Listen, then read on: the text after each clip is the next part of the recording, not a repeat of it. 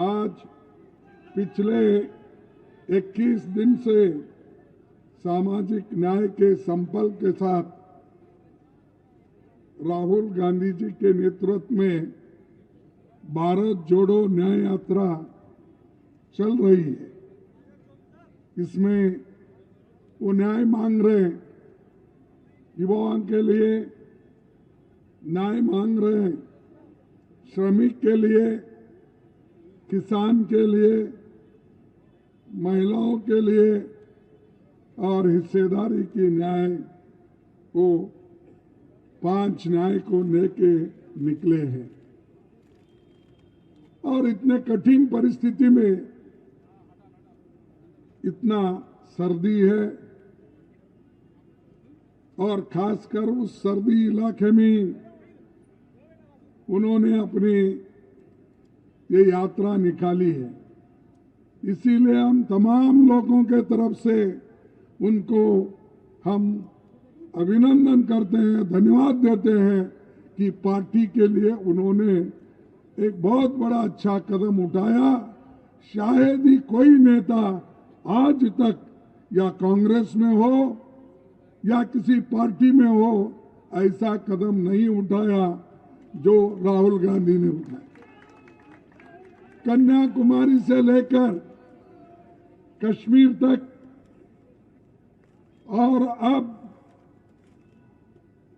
मणिपुर से लेकर महाराष्ट्र तक वो जो चल रहे हैं ये किनके लिए? ये सामान्य जनता के लिए, युवाओं के लिए जो इस बीजेपी सरकार में अन्याय अत्याचार हो रहे हैं उसके खिलाफ वो लड़ रहे हैं। तो मैं यही कहूंगा, हर कांग्रेस मैन में, हर कांग्रेस के लोगों में ये जोश आना चाहिए। ये लड़ाई सिर्फ किसी के लिए नहीं है, ये लड़ाई है देश के डेमोक्रेसी को बचाने का, देश के लोकतंत्र को बचाने का, देश के संविधान को बचाने का ये लड़ाई है। अगर इस लड़ाई में अगर आप फेल हो गए तो परमानेंटली समझो आप मोदी के गुलाम हो जाएंगे। अगर इस बीजेपी से अगर आप डट के मुकाबला नहीं करेंगे तो आगे आने वाले दिन हमारे नौजवानों को, महिलाओं को, शेड्यूल कास्ट को, शेड्यूल ट्राइब्स के लोगों को, ओबीसी को, कर्मचारियों को, इन सब को तकलीफ होगी। अभी तकलीफ हो रही है लेकिन और भी तकलीफ होगी कि ये फिर इस देश के जनता को मोदी जी गुलामी में डालेंगे। ये इनका इरादा है, हमेशा यही बात करते हैं। और कोई भी इस देश में इतने सब स्कूल्स बने, कॉलेज बने, वो हमेशा ये कहते हैं कि मैंने स्कूल इतने बनाया, मैंने कॉलेज इतने बनाया, मैंने रेल के डिब्बे इतने बनाया, रास्ता इतने बनाया, पोर्ट इतने बनाया, सब बोलते हैं। अरे बाबा ये सब कुछ अभी हुआ है, 10 साल में ही हुआ है। आपकी जो गारंटी कहाँ है? अब तो मोदी की गारंटी बोल के हर पेपर में आता है, देखे नहीं? उनकी गारंटी क्या है मालूम? उनकी गारंटी ये है जो 2 करोड़ हर साल नौकरी देने का वायदा था, 20 करोड़ नौकरियां देनी थी, वो कहाँ है गारंटी? तो ये नहीं देना यही गारंटी है। और उन्होंने कहा मैं ये कांग्रेस वाले देश लूट दिए, काला धन बाहर है, मैं पूरा लाके एक एक को 15-15 लाख दूंगा। ये कहा या नहीं कहा? दिया नहीं दिया? फिर ये झूठ है क्या सच है? तो झूठ कौन हो गए? फिर हम उनको झूठों का सरदार बोलना और क्या बोलना चाहिए? अरे एक आदमी प्रधानमंत्री इस देश के युवकों को धोखा देता है, इस देश के किसानों को धोखा देता है, महिलाओं को धोखा देता है।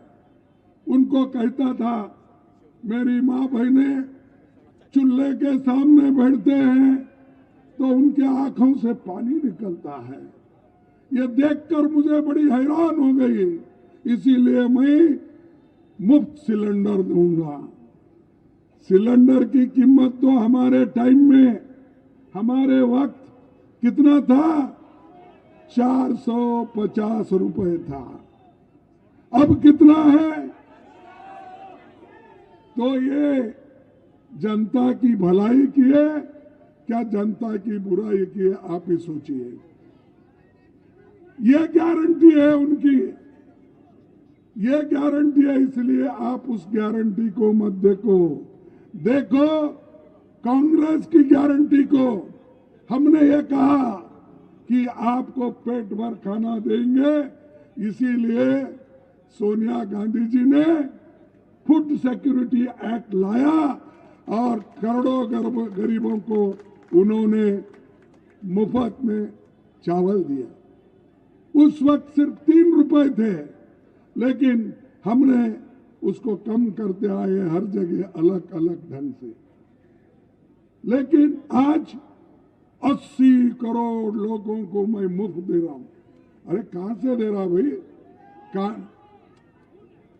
कानून तो हम बनाए, सोनिया गांधी जी ने बनाई, और उनके जमाने से ये चावल देना शुरू हो गया।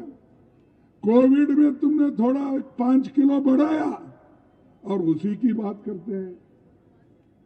इसलिए मैं ये कहता हूं, ये हमेशा झूठ बोलते हैं और झूठ बोल बोल कर लोगों को ऐसा भ्रमित किए हैं कि हर चीज को सच समझ रहे। आज एम्प्लॉयमेंट की यह स्थिति है, एम्प्लॉयमेंट घट रही है।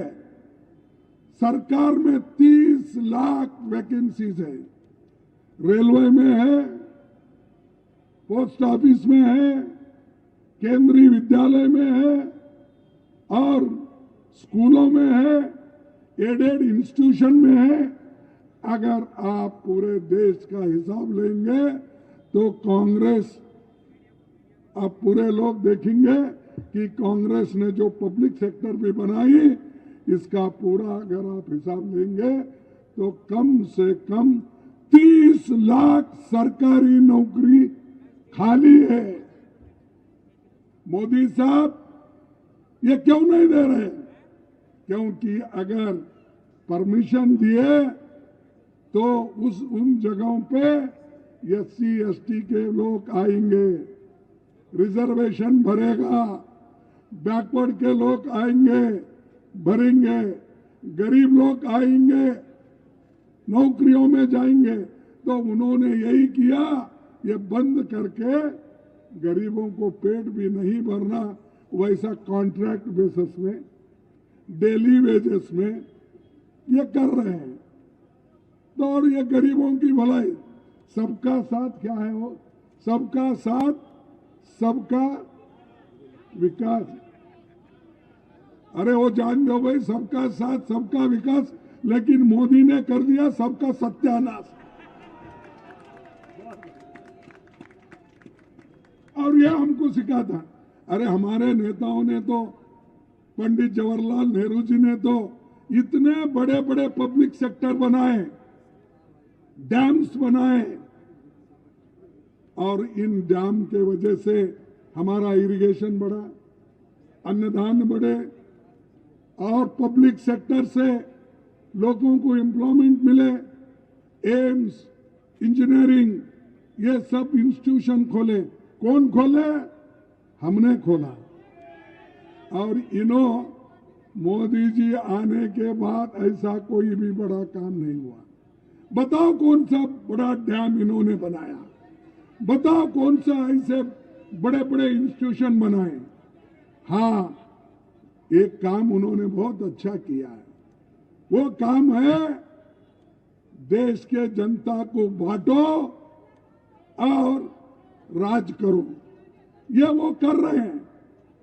और इसलिए हमारे युवक, आप होशियार रहना चाहिए। ये देश का मामला है। देश के सत्ता में अगर ऐसे लोग बैठेंगे तो देश बर्बाद होगा, हमारे युवक बर्बाद होंगे और हम बड़े तकलीफ में गिरेंगे। तो इसलिए भाइयों, आप लोगों को मैं एक बात कहना चाहता हूं। दिल्ली भी अगर जो बड़ी है, जो आज सड़कें देख रहे हैं, आज फ्लाईओवर देख रहे हैं, स्टेडियम देख रहे हैं, ये किसकी देन है? कांग्रेस। अगर शीला दीक्षित जी ये स्टेप्स अगर नहीं लेते, सोनिया गांधी सपोर्ट करके, ये जो इंफ्रास्ट्रक्चर शीला दीक्षित के ओर से बनाया नहीं जाता, तुम्हारा क्या है? कोई लोग जो कहने दो सत्ता में बैठे सो लोग और दूसरे लोग, उनका क्या देन है? सिर्फ सबका देन यही है कि देश में लोगों को बांटने का। कुछ नहीं मिला हिंदू मुस्लिम, कुछ नहीं मिला। ये भगवान के खिलाफ है कांग्रेस वाले। अरे भगवान के खिलाफ हम क्यों हैं? हर एक के घर में पूजा होती है, घंटी बजती है, सब लोग अपने अपने घर में पूजा करते। तुम्हारे जैसे वोट के लिए आप करते हो, हम अपनी आत्मा के शांति के लिए करते हैं। आप लोग दिखाने के लिए करते हो, लेकिन हमारे लोग आध्यात्मिक होके वो काम करते हैं। तो भाइयों, ये जो इनका ये सरकार है, एक बात मैं बताऊंगा कि एनसीआरबी के आंकड़े बताते हैं, रोज एवरेज 3 बलात्कार यहां होते हैं। 2022 में महिलाओं के खिलाफ अपराध की 14,158 घटनाएं हुई, ये महानगरों में, और कोई पूछने वाला ही नहीं। एक जमाना था कांग्रेस का, अगर छोटी सी भी कोई गलती होती तो लोग रोज आके सड़कों पे बैठते थे, भजन करते रहते थे, रात भर वो क्या है अपना मोमबत्ती लेके फिरते थे। भाई कहाँ है? अब मोमबत्तियां दिख रहे नहीं, कहीं भजन दिख रहा नहीं। भाई लोगों को भूखे रख के आप भजन नहीं कर सकते, इसीलिए लोगों को खिलाना है। हमने यही फूड सिक्योरिटी आके खिलाया, देहात के लोगों को मनरेगा दिया। ऐसा कोई काम बीजेपी ने किया है? सो मनरेगा प्रोग्राम को पैसे इन्होंने घटाया और वो कहे कि जब जरूरत पड़ती है तब हम देते जाएंगे। अरे भाई, बजट में ही अगर ज्यादा पैसा नहीं है, आप देहात के लोगों को 100 दिन की गारंटी थी नौकरी देने की, काम करने की, आप कितना दे रहे हो? 19 दिन। ये मोदी सरकार का मॉडल है। ये मोदी जी का गरीबी के बारे में सोचना है, इसीलिए इसको ध्यान में रखिए। अब भूलिए आपके छोटे मोटे कुछ भी डिफरेंसेस है, ये देश के लिए लड़ना है और एक बार फिर एक बार हमको आजादी लाना है, बोलने की आजादी लाना है, लिखने की आजादी लाना है, मीटिंग करने की आजादी होना है, सबके साथ मिलके एक बंधु प्रेम के साथ रहना है इसकी। लेकिन मोदी जी के जमाने में कोई अच्छा बात करता है उसको सीधा FIR होती है।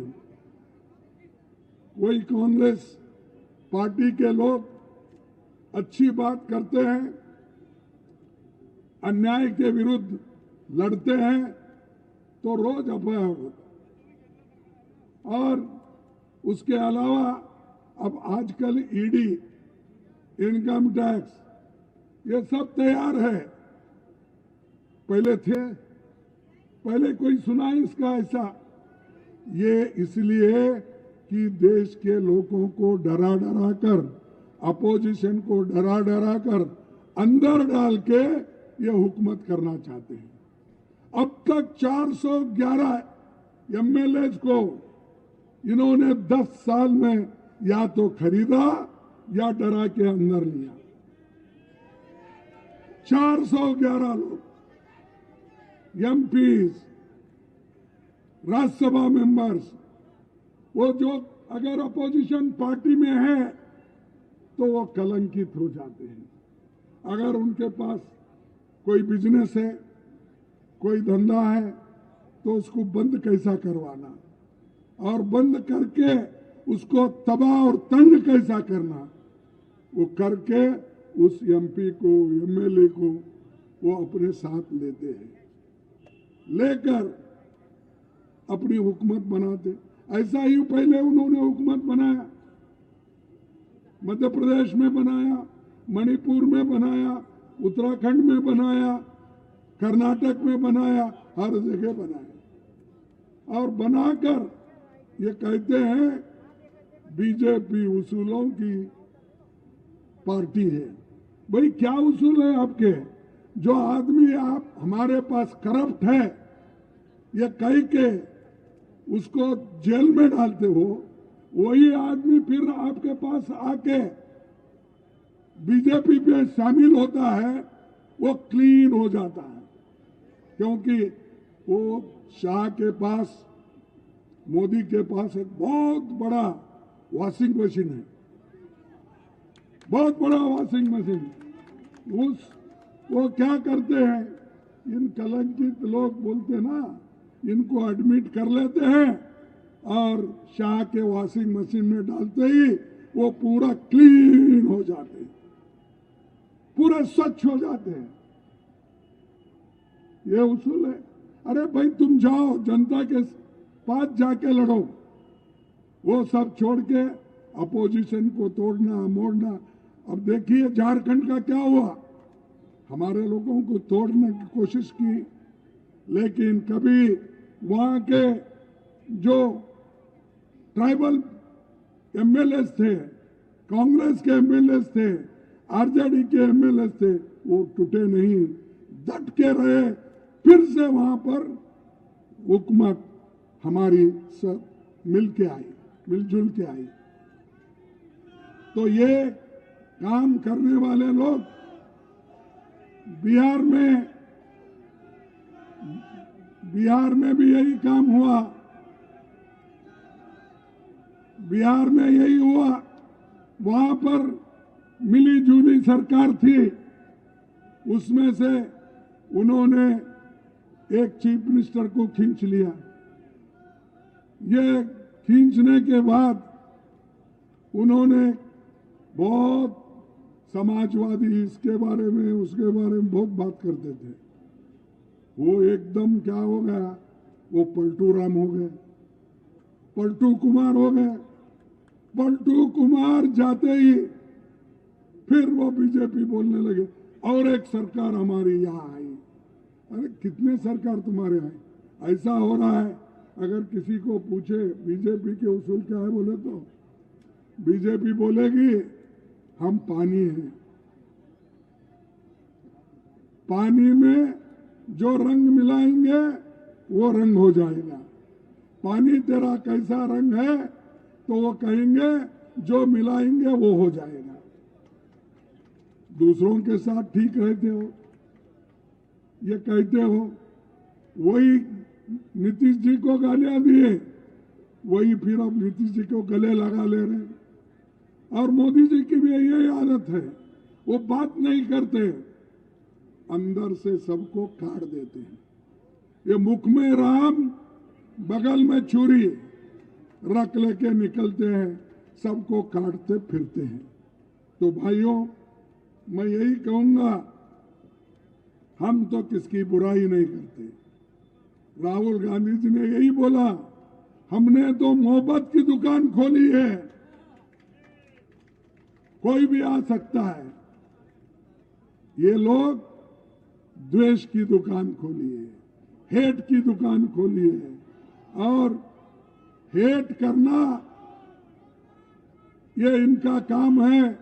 सबसे मोहब्बत से रहना हमारा काम है, और वो हम ये कर रहे हैं।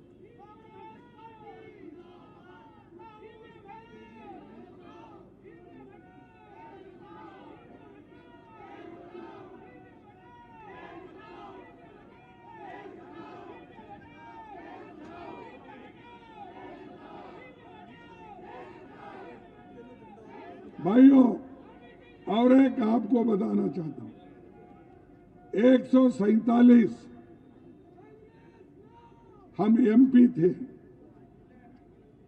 147 एमपीज को राज्यसभा मिला के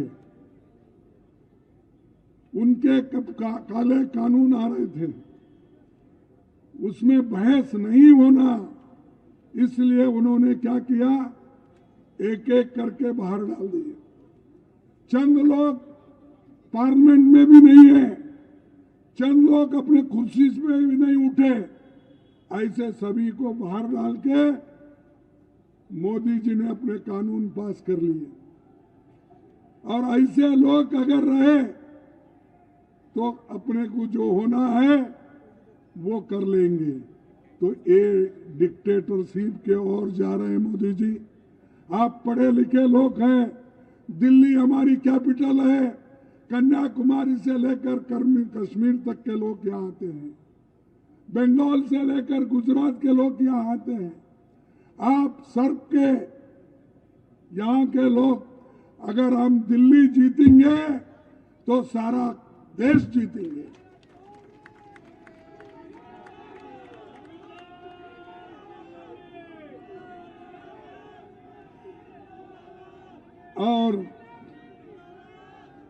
और एक बात मैं कहूंगा,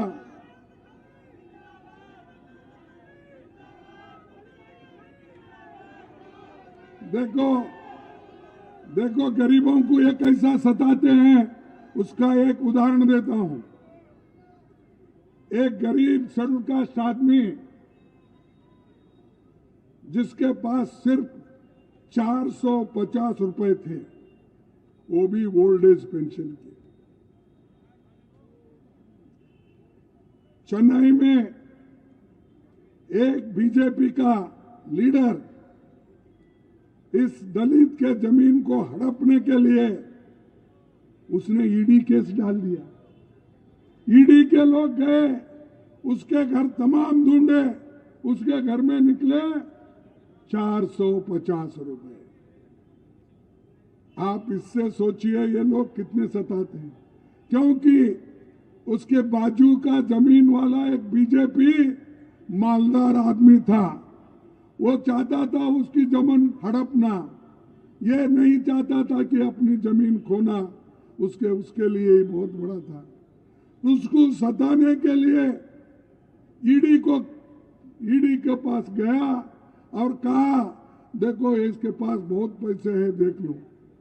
ईडी छापा मारी तो उसके घर तमाम ढूंढने के बाद कितने पैसे निकले, 450। ये है मोदी की ईडी। वो कांग्रेस वाला था और कंप्लेंट करने वाला बीजेपी था।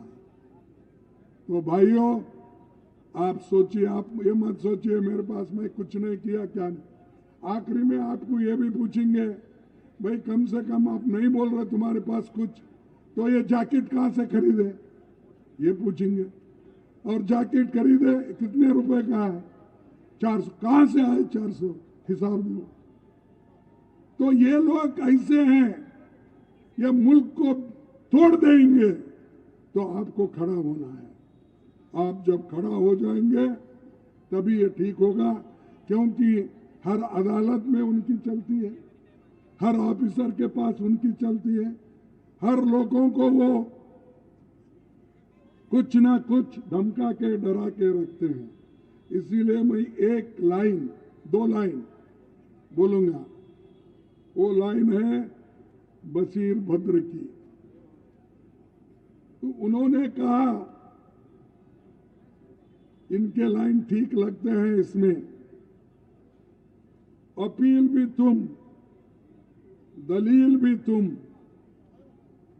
अपील भी तुम, दलील भी तुम, गवाह भी तुम, वकील भी तुम। गवाह भी तुम, वकील भी तुम, जिसे भी चाहो हराम कह दो और जिसे भी चाहो उसको हलाल कर दो। ये लोगों के पास जिसको चाहे वो कर देंगे। और इसीलिए मैं आखिरी 2 मिनट बोल के अपने भाषण को खत्म करूंगा। एक हमको देखना है इस 10 साल में उन्होंने क्या किया। और उनके राज्य में एक तो भावनात्मक कार्ड खेलते हैं, रिलीजन कार्ड खेलते हैं, लोगों को ऐसा बुलाते हैं, भाइयों और बहनों मैं आपका दुख नहीं देख सकता। छोटे मोटे व्यापारियों को इन्होंने नहीं छोड़ा, उनको मदद करने की बात की, उनको लोन देने की बात की। लेकिन लोन किनको देते हैं? चुन चुन के आरएसएस के लोगों को, चुन चुन के बीजेपी के लोगों को। कोई गरीब उनके पास जाके लोन नहीं मांगता, उसको देते नहीं। बैंकों को भी उन्होंने खरीदा, सब लोगों को डर के अंदर रखा। वो बैंक वाले भी बोलते हैं साहब हम नहीं दे सकते, ऊपर का ऑर्डर है। ऊपर का ऑर्डर क्या है? जो लोग तुम्हारे पास आते हैं, तुम्हारे पॉलिसी के तहत जो मांगते हैं उनको नहीं देना, ऐसा कोई है नहीं, लेकिन वो करते हैं। इसीलिए मैं एक 4-5 शब्द आपको बोलूंगा। हर घंटे देश का एक किसान आत्महत्या करता है। हर घंटे इस देश का किसान आत्महत्या करता है। हर घंटे 2 नौजवान आत्महत्या कर लेते हैं। आम आदमी पर टैक्स 55% है, जीएसटी सब मिला के। और अदानी अंबानी अमीर लोगों के ऊपर कितना है? उनको तो करोड़ों रुपए दे रहे हैं आप कर्जा, वो कर्जा ले रहे हैं, देश के बाहर जा रहे हैं। मोदी जी जब बाहर जाते हैं वो सब लोगों को जमा करके तालियां बजाते, मोदी मोदी मोदी। अरे पैसा हमारा, लोग जो डिपॉजिट रखते बैंक में, वो पैसा तुमने उनको लोन के रूप में दिया, वो पैसा लेकर उन्होंने भाग गया। जब तुम जाते हो वो तालियां बजाते रहता है। और इन्हों खुश, वो कौन सा की एक है पिक्चर देखा था मैं पहले, मुगम्बो खुश है क्या किया? हाँ, तो वैसा खुश हर जगह बोलने का। और अमीरों का टैक्स केवल 2 से 3% है, गरीबों का टैक्स 55% है। और आज घरेलू बचत 50% हो गई। किसके पास पैसे ही नहीं, महंगाई इतनी बड़ी है, तेल महंगा, आटा महंगा, पल्सेस महंगे, हर चीज महंगा। डीजल पेट्रोल तो पहले ही महंगा हुआ है।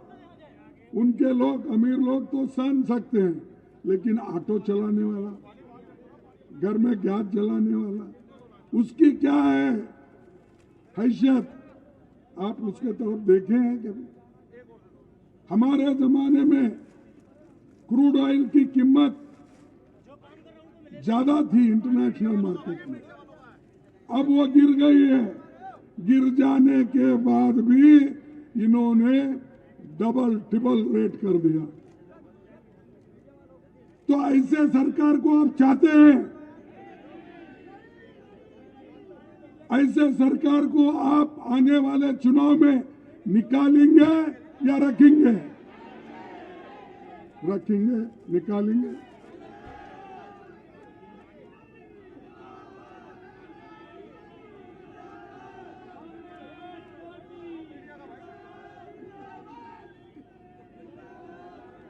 और भाइयों, और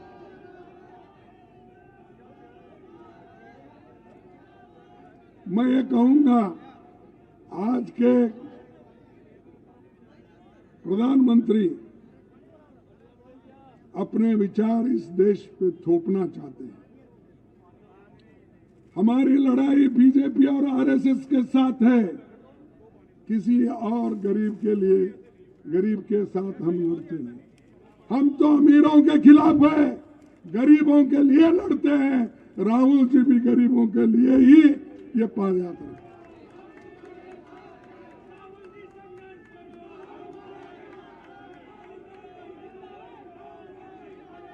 सोनिया गांधी जी 2004-2009 में अपनी सरकार बनाई। वो खुद बन सकते थे, लेकिन उन्होंने मनमोहन सिंह जी को, एक आर्थिक तज्ञ को, उन्होंने इस देश का प्राइम मिनिस्टर बना। और ये यहां मोदी जी अपनी सत्ता के लिए सबको मार रहे हैं, सबको पीट रहे हैं, सब जगह जाके बोल रहे हैं कि हिंदू मुस्लिम की डिवीजन, दलितों को अलग करना, बैकवर्ड्स को अलग करना, किसानों को अलग करना। अरे कितना तोड़ेंगे भाई आप? तो आखिरी में और एक बात है, मैं कहूंगा कि खास करके ये गुरु गोविंद सिंह की एक बहुत बड़ा संदेश है, एक बहुत बड़ा संदेश है। वो हम सबके लिए लागू होता है। किसी भी इंसान को न तो डरना है और न ही उसे डराना चाहिए। किसी भी इंसान को न तो डरना चाहिए और न ही उसे डराना चाहिए। डर आपके दिमाग में होता है, वही मोदी के दिमाग में डर रहे हैं, वो इसीलिए डराते रहते हैं। इसीलिए गुरु गोविंद सिंह जी ने बोला कि किसी भी इंसान को न तो डराना चाहिए और न उसे डरना चाहिए। तो इसीलिए हम डरेंगे नहीं और किसी को डराएंगे नहीं। लेकिन मोदी जैसे लोग अगर रहे तो क्या करना चाहिए? अब बोलिए, आरएसएस जैसे लोग अपने फिलॉसफी को लेकर भागते हैं लोगों के पास, तो क्या करना चाहिए? ये लोग किसी हालत से देश को खत्म करना चाहते हैं, गरीबों को अलग करना चाहते हैं। और आपको मैं एक कहता हूं, आप कांग्रेस पार्टी के जो नेता हैं, घर घर जाना होगा, घर घर पॉम्पलेट बांटना होगा। ये जो बुरे काम किए हैं, झगड़े लगाने की काम किए हैं, ये हर घर को पहुंचना, हर इंसान के पास जाना, तभी हम कुछ हासिल करते हैं, नहीं तो बैठे जगह अगर भजन करते हैं कुछ होता नहीं। आप बूथ एजेंट जो बनाते हैं वो क्या भी है अपना जब बनाते हैं वो भी जरा सोच के बनाओ। बहुत से लोग ऐन इलेक्शन पे गायब हो जाते हैं। भाई एक हमारे पास कहावत है, जब आप बाजार में जाते हो तब अच्छा एखादा कुत्ता खरीदना है या किसी प्राणी को लेना है, किसी जानवर को लेना है, तो लोग जानवर के बाजार में जाके सब छानबीन करते हैं। अगर ईमानदार एक प्राणी को भी लेना है तो उसका कान पकड़ के ऐसा ऊपर उठाते हैं। ऊपर उठाने के बाद अगर वो भोंकता है तो ठीक है, अगर कुई कुई करता है तो ठीक नहीं, कोई लेता नहीं उसको। तो आप भी सिलेक्शन करते वक्त जो भोंकता है, जो लड़ता है, जो आपके साथ रहता है, उसको ले लो, उसको बूथ लेवल कमेटी का एजेंट बनाओ। और जब बूथ में कोई बैठता है, ऐसे आदमी को बिठाओ, वो सुबह अगर 7 बजे जाता है तो जब वहां आपकी पेटी बंद होती है उसी वक्त साइन करके बाहर आना चाहिए। नहीं तो जाना आना, अरे बैठो भाई, क्यों बैठो, जाना आना, चाय पी के आए, नजदीक ढाबा है तो उधर गए, नजदीक के होटल पे गए, वहां 2 मिनट, ऐसा हो गए तो वो अंदर वाले ऑफिसर जो उन्हीं के होते हैं चुन चुन के डालते हैं। एक 5 मिनट में 10 वोट मारते थे और 7 से 8 तक या 9 तक आप पहले रहते हो, जल्दी अंदर जाना चाहिए। नहीं तो उस वक्त भी अगर ऑफिसर उनका है थोड़े पहले ही सर्वे करे सो रहता है, कौन है घर में, कौन नहीं है, कौन मरा हुआ है, कौन गाँव, उनकी लिस्ट वो बीजेपी वाले बना लेते हैं। चाहते ही वो 2 घंटे में जितना हो सके उतना मारते हैं। तो इधर ध्यान देना जरूरी है। ये उसी वक्त हम कुछ हासिल करते हैं तभी ये जिंदाबाद का क्वेश्चन आता है। अगर वही हासिल नहीं करेंगे, जीतेंगे नहीं, तो बड़ा मुश्किल हो जाएगा। इसलिए भाइयों, मैं आपसे यही उम्मीद करता हूं कि आप सभी मिलके इस इलेक्शन में चुन के लाएंगे हमारे कैंडिडेट को। और इंडिया जो गठबंधन हमने कोशिश की है, हम कितने यश अपने को मिलता है वो आगे देखेंगे, लेकिन हमको तो लड़ना ही है। इसीलिए हर घर घर भी जाना है, हर असेंबली सेगमेंट को जाना है, हर पार्लियामेंट को सेगमेंट को भी जाना है। हम किसी के लिए या किसी के ऊपर भरोसा रख के आप घर में मत बैठिए, ये किधर जाने वाला, ये किधर आने वाला, कौन सा है, अरे किधर से तो आने दो, कुछ भी। वो कांग्रेस के लिए जो काम करना है, हमारे लोगों के लिए जो लड़ना है, वो आप करो बस। उसके बाद में सब कुछ लोगों के हाथ में। देखो भाई, मेरा अगर मेरे हाथ में होता, मैं आधा घंटे में खत्म कर देता, लेकिन ये है तो उनको वोट देने वाले भी वही है। ये देखो, आप उसको छोड़ दो, जो है उसको फेस करना है। हमको अच्छा मशीन दो, गन दो, वो दो, ठीक है, कोशिश करेंगे, लेकिन उसका राह देखते देखते बैठेंगे तो काफिला चले जाएगा। तो इसीलिए हमको लड़ना है, जो हथियार मिले उससे लड़ना है। जो हथियार हमारे पास है उससे ही लड़ना है। तो इसीलिए मैं आप तमाम लोगों को धन्यवाद देता हूं। और ये डायरेक्शन आप देखिए, हमारे अरविंद लवली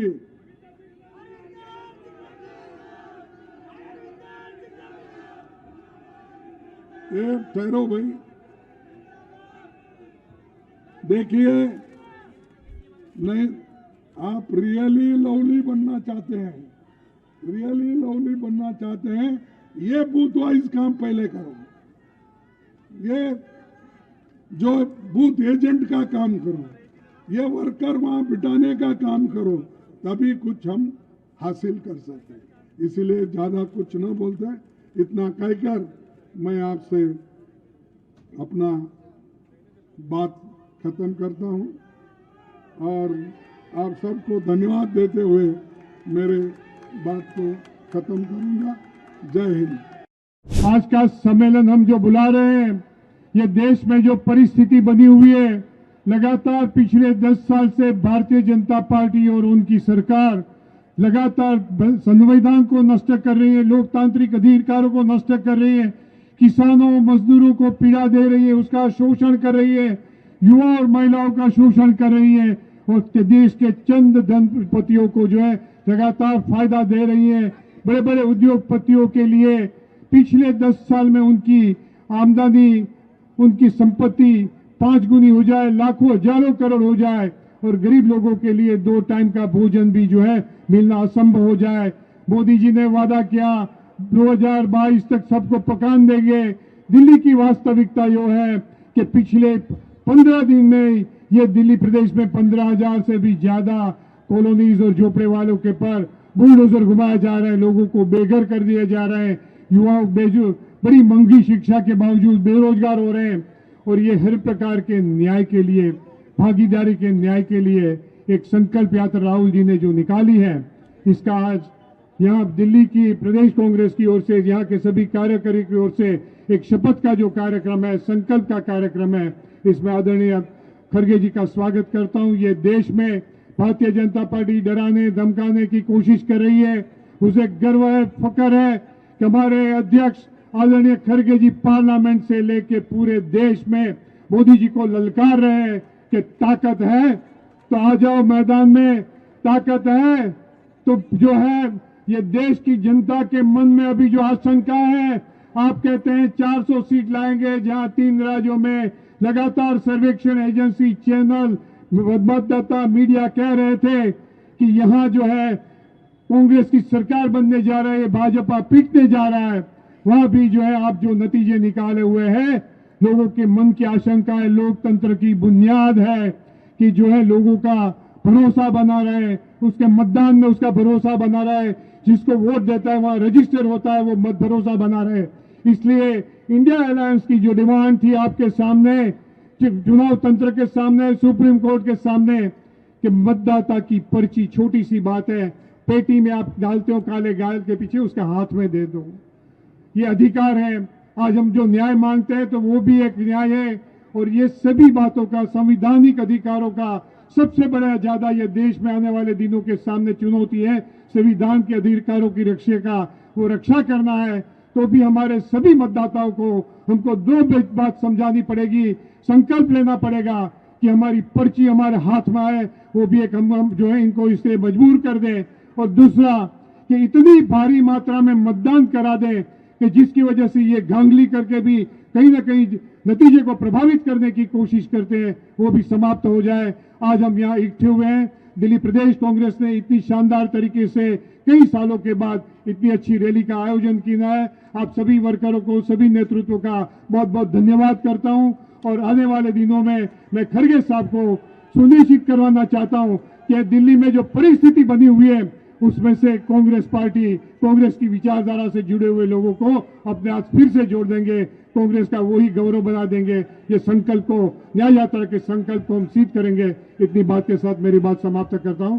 आप सबका बहुत बहुत धन्यवाद। जय हिंद, जय भारत। मैं बहुत ही संक्षिप्त में अपनी बात कहूंगा क्योंकि अभी पूरे हिंदुस्तान में लाइव यहाँ पे यहीं से जाएगा, खड़गे साहब को पूरे हिंदुस्तान के अंदर लोग लाइव यहाँ से सुनेंगे लोग इंतजार कर रहे हैं, इसलिए मैं बहुत संक्षिप्त में अपनी बात कहूंगा।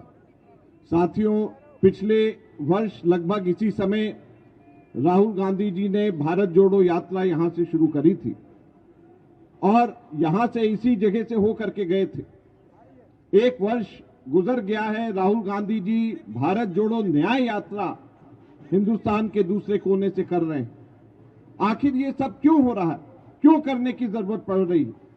आज हमारे देश का लोकतंत्र खतरे में है और इसलिए मैं बधाई देना चाहता हूं लवली जी को कि सारे कांग्रेस जनों को आपने इकट्ठा करके इस लोकतंत्र बचाने के संघर्ष में इकट्ठा किया है और जो आप सब के सब लोग यहां पे आए हैं, आप लोग लोकतंत्र बचाने की ऐतिहासिक भूमिका के अंदर आप लोग निभाने के लिए जा रहे हैं। इसलिए मैं आप सब लोगों को बधाई देना चाहता हूं।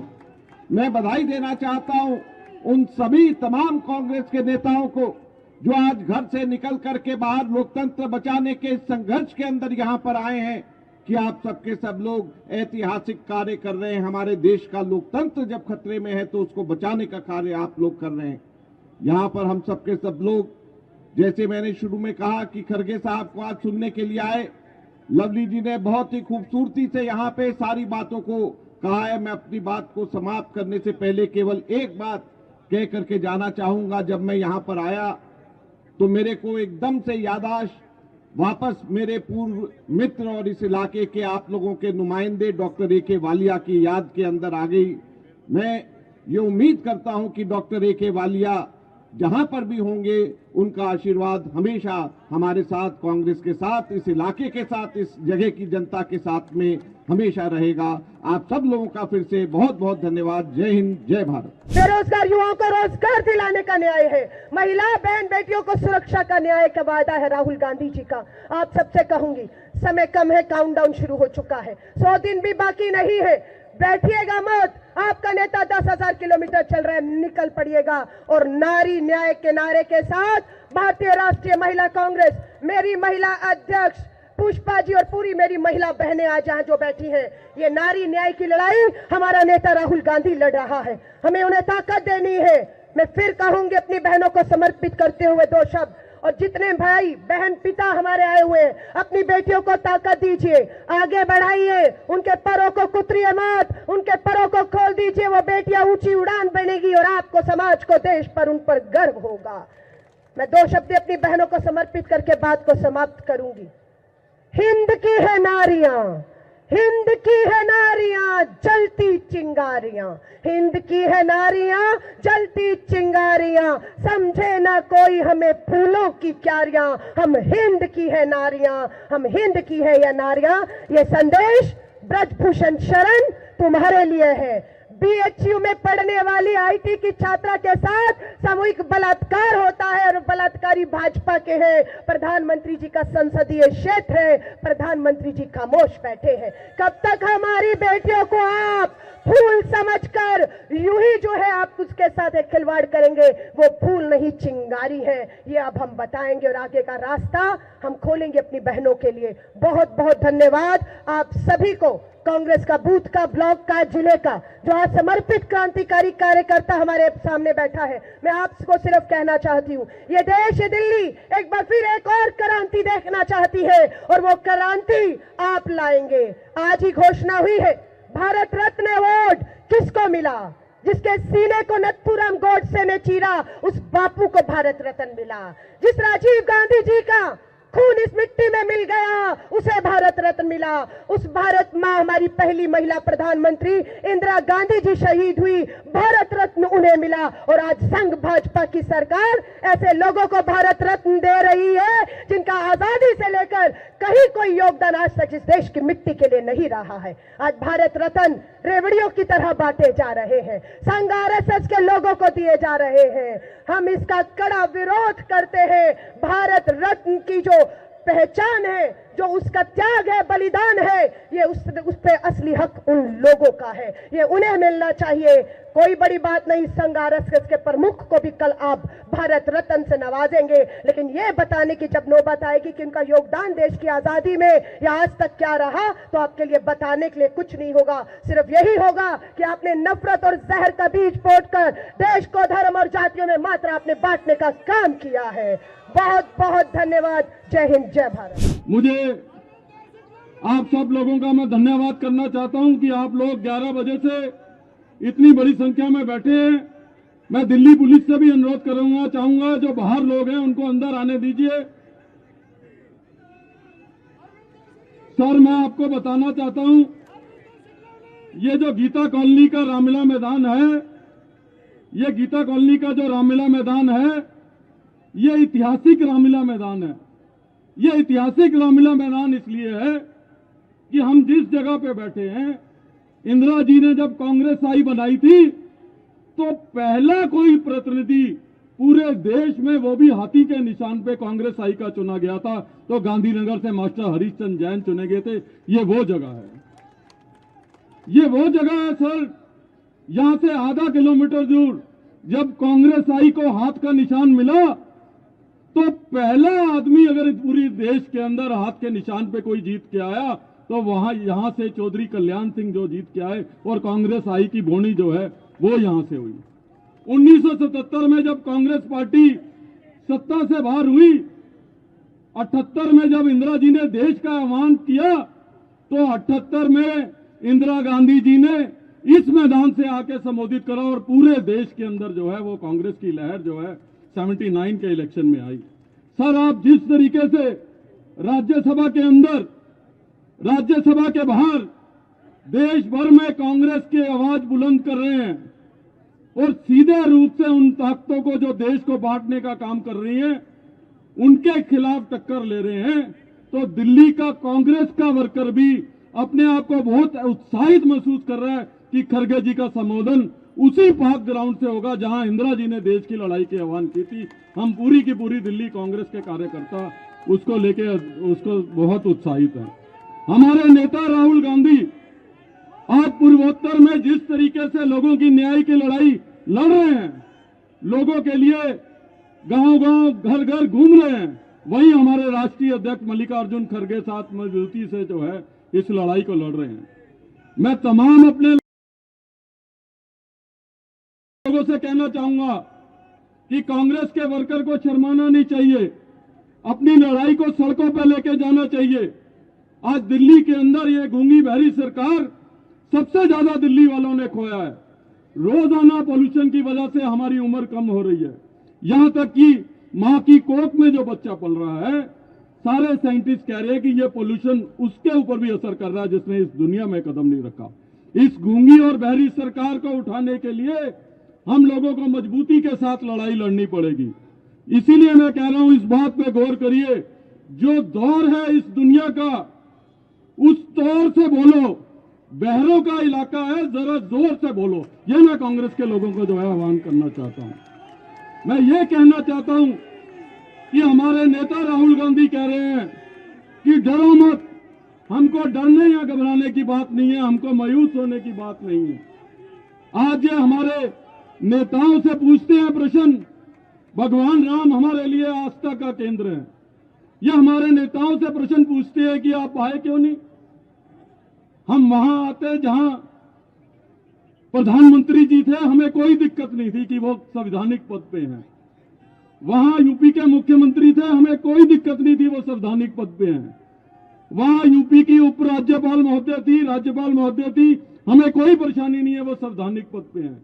वहां मंदिर के सबसे बड़े महंत थे, हमें कोई दिक्कत नहीं है वो मंदिर के महंत हैं।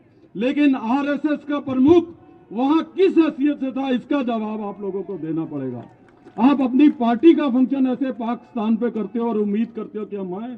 हमें हमारा और भगवान राम का आस्था का वास्ता है, हमें बिचौलियों की आवश्यकता नहीं है उसके बीच में। इसलिए कांग्रेस के वर्कर को घबराने की, मायूस होने की जरूरत नहीं है। टक्कर लेके चौक चौराहों पे इनका मुकाबला करने की आवश्यकता है। आज हमने यहाँ पे 5 द्वार बनाए हैं सर। एक द्वार भीमराव अम्बेडकर जी के नाम पे, जो प्रतीक है कि हम संकल्प लेंगे संविधान को बचाने का, एक द्वार महात्मा गांधी जी के नाम पे कि हम इस देश के में अहिंसा के मार्ग पे चलते हुए आंदोलन करेंगे, एक जवाहरलाल नेहरू जी के नाम पे कि हम इस देश की संविधान की रक्षा के लिए, इस देश के लोकतंत्र को बचाने के लिए जो भी करना पड़ेगा वो दिल्ली कांग्रेस का लोग करेगा, एक इंदिरा जी के नाम पे कि इंदिरा जी के सशक्त नेतृत्व में जैसे कांग्रेस का कार्यकर्ता लड़ता था उसी तरीके की लड़ाई लड़ेंगे, एक राजीव जी के नाम पे कि युवा जो है वो आज भी राहुल गांधी और कांग्रेस पार्टी में विश्वास रखता है, वो उसके नाम का। तो इसलिए आपसे कहना चाहता हूं, घबराने की जरूरत नहीं है, मजबूती के साथ लड़ाई लड़ो। और अंत में एक बात कह के खत्म करूंगा कि आप सबको इस शेर को अपने जीवन में उतारना है। मैंने पहले भी बोला है कि हमको मालूम है कि दुश्मन कम नहीं, हमको मालूम है कि दुश्मन कम नहीं, पर हमारी तरह जान हथेली पे थोड़े जो आज बन के बैठे हैं साहिबे मसलन, किराएदार हैं जाति मकान थोड़े, और इस देश की मिट्टी में मिला है सबका खून, किसी के बाप का हिंदुस्तान थोड़े है। मैं ये चाहती हूँ हमें उस भारत को वापस लाना है जिस भारत की क्रांतिकारी इस देश की फौज ने, हमारी माओ के लाल ने, शहीद भगत सिंह जैसों ने, हमारे पूर्वजों ने इस देश को आजाद कराने के लिए अपना लहू इस भारत की धरती में दबा दिया है। आज उसको जगाने की बात है। वो लहू हमारे रगों में दौड़ता है। और जब देश आजादी के बाद हमने पहले प्रधानमंत्री पंडित जवाहरलाल नेहरू जी रहे, बाबा साहब डॉक्टर भीमराव अंबेडकर जी का वो संविधान जिसमें सबको बराबर का अधिकार मिला है, वो दलित है, शोषित है, पीड़ित है, ब्राह्मण है, वो क्षत्रिय है, शूद्र है, वैश्य है, महिला है, कहीं भी रहने वाला हो, झुग्गी का हो, महलों में रहता हो, प्रधानमंत्री निवास पे रहता हो, राष्ट्रपति भवन पे रहता हो, सबको बराबर का अधिकार है। वो संविधान हमें बचाना होगा। वो देश को याद करिए जिस देश में हरित क्रांति आई, वो कांग्रेस के समय में हरित क्रांति आई। उस बात को याद करिए जब श्वेत पत्र आया, इंडस्ट्री का एक बड़ा सैलाब आया, और फिर हमारे देश के किसानों का सम्मान बढ़ा, हमारी महिलाओं का बढ़ा। मुझे मालूम है अभी खरगे जी आएंगे, खरगे जी ने उस समय पे जब मनमोहन सिंह जी की सरकार थी, मेरे साथ अजय माकन जी भी थे, वो हमारे कुलीग रहे, जिस महिलाओं का, महिला और बच्चों का देश के 75% आबादी को मनमोहन सिंह जी की सरकार ने जिस तरह से उत्थान किया, जिस तरह से उनकी सेहत का ध्यान दिया, जिस प्रकार से बेटी बचाओ और बेटी पढ़ाओ का नारा जो हमारा था, हम जो गैप ज्यादा हो गया था, जो हमारा महिला और पुरुष का गैप बढ़ता जा रहा था, उसको रोकने के लिए हमने कानून बनाए, उसको रोकने के लिए हमने बहुत सारी चीजें लाए। आज मैं बहुत विस्तार में नहीं बताना चाहती, फिर मौका मिलेगा जरूर बताऊंगी। लेकिन ऐसी कांग्रेस पार्टी, जिस कांग्रेस पार्टी में राहुल गांधी जी, राजीव गांधी जी के पद चिन्हों पर चलते हुए, सोनिया जी के उस आदेश पे, सोनिया जी के उस बात को जो कहती थी कि देश के बच्चे मेरे दिल के करीब हैं, वो देश का बच्चा भारत का नौजवान है, भारत का किसान है, लेकिन अपनी धरती पे अपने ही सेनाओं के लोगों का लहूलुहान पुलवामा जैसा होते हुए नहीं देखा। याद करो, उन माओं को मैं सलाम करती हूं जिस कोख ने वो जवान देखे इस पुलवामा में, हमारी ही धरती पे हमारे जवान जो सरहद पे लड़ते, तो जो शहीद हुए थे, हम उनका नाम लेते हैं शहीदों में, जो इस देश की रक्षा करने के लिए न भारत न बरसात देखते हैं, न तूफान देखते हैं, न बर्फीली हवाएं देखते हैं, न गर्मी देखते हैं, हमारी रक्षा के लिए जो जवान लड़ते हैं बड़ी बॉर्डर पे, उनको अगर हमारे ही धरती पे खून बहे तो बहुत दुख होता है। ऐसे जवान आज विभिन्न राज्यों में, चाइना जैसे हमारे देश के अंदर घुसते चले जा रहे हैं, लेकिन देश का बड़े से बड़ा ये सरकार, कोई उसकी तरफ जो लाल आंखें दिखाना चाहते थे, कोई दिखा नहीं रहा है। देश के संविधान को तोड़ने की बात करते हैं, जिस संविधान ने हमें वो अधिकार दिया जहां हमें पढ़ने का अधिकार है, जहां हमें रोजगार का अधिकार है, जहां हमें घूमने का अधिकार है, जहां हमें बसने का अधिकार है, झुग्गी क्लस्टर में बसने का अधिकार है, महिलाओं को अधिकार है। वो किस तरह से, चाहे वो क्षेत्र हो खेलकूद का, चाहे क्षेत्र हो ऊपर हवाई जहाज चलाने का, चाहे वो क्षेत्र हो पहाड़ों पे चढ़ने का, चाहे वो क्षेत्र हो किसानी का, चाहे वो क्षेत्र हो आदिवासियों का, हर प्रकार की महिलाएं और बच्चे इस देश में आगे बढ़ रहे हैं। अगर वो बच्चे ताकतवर और शक्तिशाली बनेंगे तो वही हमारे देश को संभालेंगे। हमारे देश के जवान, हमारे देश के किसान, हमारे देश के डॉक्टर, हमारे देश के इंजीनियर, हमारे देश के लेक्चरर, हमारे देश के प्रधानमंत्री, हमारे देश के अन्य स्थानों पर बैठने वाले वो लोग वही बनेंगे अगर वो सेहतमंद होंगे तो। मुकेश जी हाथ जोड़ रहे हैं। मैं अपनी वाणी को यही विराम देती हूँ और प्रार्थना करती हूँ कि अब समय आ गया है कांग्रेस को फिर से उठाने का। वही कांग्रेस जिसका झंडा राजीव गांधी जी ने राहुल जी के हाथ में दिया है, और राहुल जी लेके कश्मीर से कन्याकुमारी तक और किस तरह से इससे वेस्ट तक जाने की बात कर रहे हैं। आज हमें ऐसे पुनः ऐसे जागरूक भारत का सपना जो देखा था हमारे पूर्वजों ने, उसको साकार करने के लिए मुकेश जी ने बोला था बटन दबेगा हाथ पे, हाथ के बटन दबा के आने वाली 24 में और 25 में हमें भारत के नक्शे को भारत की राजधानी दिल्ली से शुरू करना होगा, तब हम आगे बढ़ेंगे। और इस देश के नौजवानों को और देश के किसानों को मैं सलाम करती हूँ। धन्यवाद। जय हिंद, जय भारत। आज ये जो रैली है, जिस वातावरण में, जिस माहौल में, जो इस देश के अंदर माहौल है, उसमें इस रामलीला के ऐतिहासिक मैदान में हम सब इसलिए इकट्ठा हुए हैं कि राहुल गांधी की जो आवाज है उसको गली गली पहुंचाने के लिए हम यहाँ हैं। जो लड़ाई राहुल गांधी 6,700 किलोमीटर की यात्रा करके न्याय संकल्प यात्रा जो है वो इसीलिए निकल रही है कि इस देश के अंदर जिस तरीके से खौफ का, डर का वातावरण फैलाने की कोशिश की जा रही है, आज इस देश में जिस तरीके से धर्म, जाति के नाम पर, भाषा के नाम पर लोगों को बांटने की कोशिश हो रही है, इस सब के खिलाफ हम सब यहाँ इकट्ठा हुए हैं। आज मैं अरविंदर सिंह लवली जी को मुबारकबाद देता हूं कि उन्होंने जिस तरीके से प्रदेश कांग्रेस कमेटी के जो हमारे बहादुर सिपाही हैं उनमें एक नया हौसला, एक नया वलवला पैदा किया है। आज जब हम देखते हैं देश के चारों तरफ जिस तरीके से नफरत का एक माहौल, डर का एक माहौल, खौफ का एक माहौल फैलाया जा रहा है, आप देखें चाहे मणिपुर हो या बहुत सारे राज्य हों, जिस तरीके से देश में हिंसा तेजी के साथ फैल रही है। मैं एक शेर नरेंद्र मोदी जी पे कहना चाहता हूं कि दामन पे कोई दाग, न खंजर पे कोई बूंद, दामन पे कोई दाग, न खंजर पे कोई बूंद, तुम कत्ल करो हो कि करामात करो हो।